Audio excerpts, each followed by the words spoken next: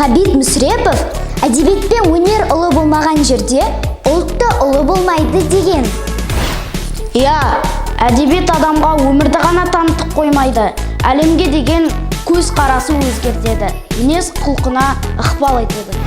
Егеменді ел болғандағы ұлы мақсаттарымыздың бірі қазақ халқының ұлттық құндылығының жоғары болуы.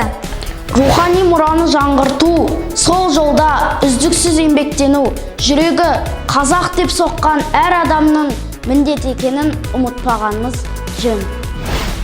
Ендеше 8 ақпан мен 12 ақпан аралығында мектеп-лицейіміздің қазақ тілі мен әдебиет пән мұғалімдерінің ұйымдастыруымен ұлыдан жеткен ұлағат апталығы аясында өтетін іс-шараларды бірге тамашалауға шақырамыз.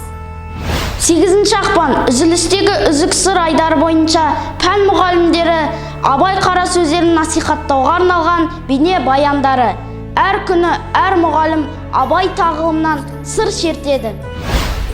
9 ақпан туған даламның ұлы есімдері айдары бойынша Орал қаласындағы әдеби ошақтарға мектеп оқушыларының саяхатына бірге аттанайық.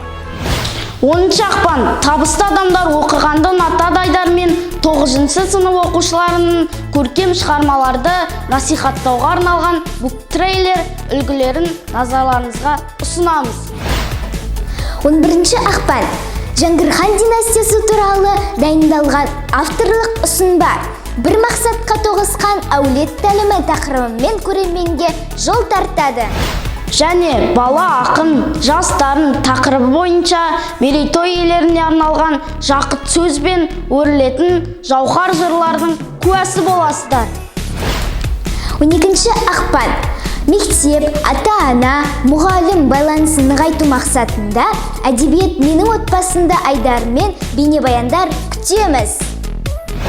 Ұлдан жеткен ұлағат апталығының нүктесін қоятын кіріктірілген минуттар, әдістемелік жәрмеңкесі. Құрметті сөз қадірін түсінер ұлағатын ұғынар қауым. Әдебиет әлеміне саяхат жасайтын сапарымыздың белсенді жолаушысы болыңыз. Әр күні, әр айдарда кездескенше!